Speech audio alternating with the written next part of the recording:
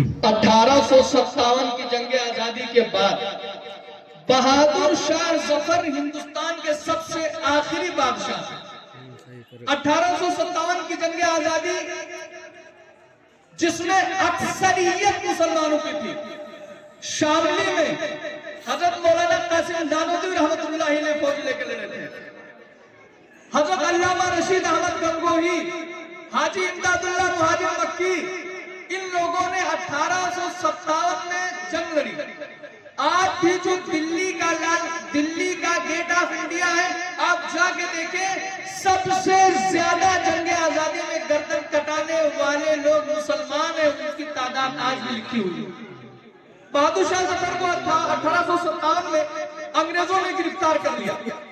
गिरफ्तार करके अंग्रेज अपने मुल्क ले गए जेल में डालने के लिए, और बहादुर शाह जफर के जो बेटे थे उनको ज़बह कर दिया, उनकी गर्दनें काट दी, और नाश्ते के ऊपर एक सीनी में सजा के हिंदुस्तान के बादशाह के सामने नाश्ते में उसके बेटों का सर रखा गया। अंग्रेज अफसर वही खड़ा है।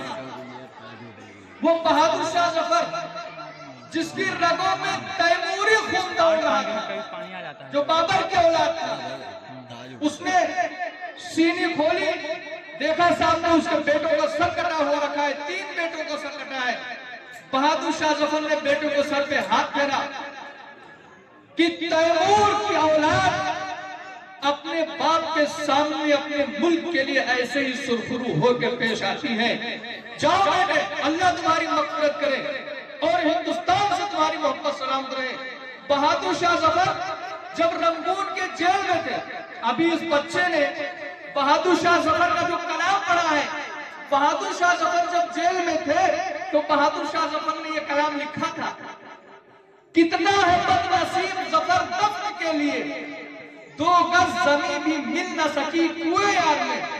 यानी हिंदुस्तान जो हमारा मुल्क है, जिसमें हमारे आबा अजदाद हुकूमत करते आए थे, जिस मुल्क में हमारे आबा अजदाद ने ताजमहल बनवाया, दिल्ली की जामा मस्जिद बनवाई, लाल किला बनवाया, किसने? उसी मुसलमान ने बनवाया जिसको आज गालियां देते लोग नहीं थकते हैं, पानी पी पी के गाली देते हैं। उसी मुसलमान के आबा अजदाद ने बनवाया, उसी आलमगीर औरंगजेब के बाप दादा ने दिल्ली का लाल किला बनाया, जिसकी कब्रें खोद कर लोग उसको कब्र से निकालने की बात कर रहे हैं।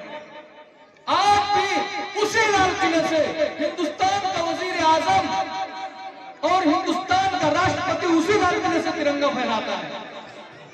उसकी औलाद ने यह कहा था, कितना है बदनसीब जफर दफ्न के लिए, 2 गज जमीन भी मिल न सकी कुएं यार में, कि मेरी किस्मत, कितना मैं किस्मत का मारा हूं कि मैं आज अपने मुल्क में दफन होने के लिए भी जगह नहीं पा रहा हूं। जुल्मन अंग्रेजों ने कैद करके हमको यहां डाल दिया है। ये भी एक मुसलमान की आरज़ू, और आज वही मुसलमान पराया हो गया, वही मुसलमान गैर हो गया, वही तुम्हारे नजदीक नापाक हो गया, जिसको डॉक्टर भीमराव अंबेडकर ने कानून में यह लिखा था कि हिंदुस्तान धर्म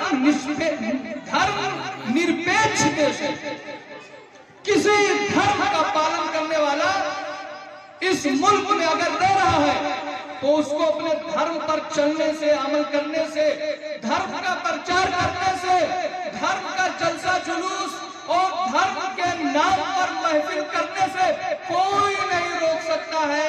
ये संविधान में लिखा गया था, डॉक्टर भीमराव अंबेडकर ने लिखा था, इसलिए कि डॉक्टर भीमराव अंबेडकर ने वो दिन देखा था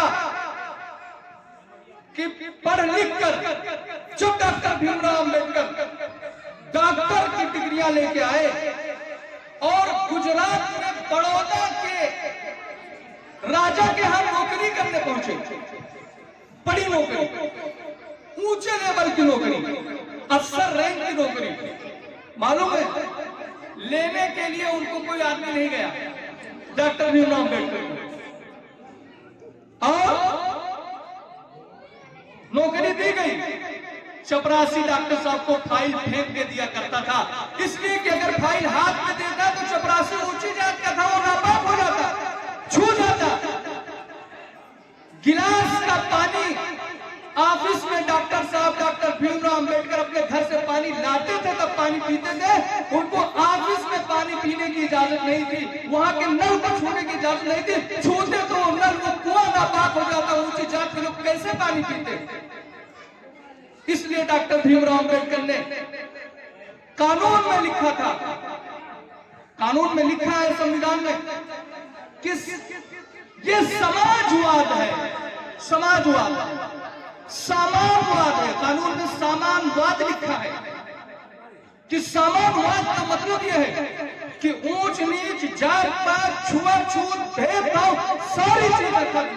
अब कानून के नाफिज होने के बाद जो आदमी जात की बुनियाद में छुआछूत मनाएगा, ऊंच नीच करेगा, आज भी देखो क्या आप ये नहीं जानते कि एक छोटी जात का आदमी बड़ी जात के सामने, बड़ी जात वाले इंसान के सामने कुर्सी पे नहीं बैठ सकता है? क्या तख्त पे बैठने की वजह से अफसरों को, पुलिस अफसरों को ऊंची जात के लोग गोलियां नहीं मारते हैं? बताइए हमको। डॉक्टर भीमराव अंबेडकर इस बात को बहुत अच्छे से जानते थे, तभी वो मुसलमानों और दलितों का हक कानून में लिख के गए थे।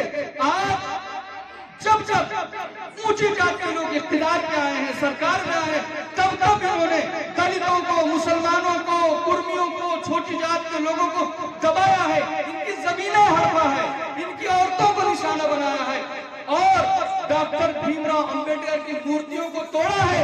कानून और संविधान को मिटाकर एक नया कानून और सामंतवादी कानून, जालिमाना कानून नाफिज करने की बात की।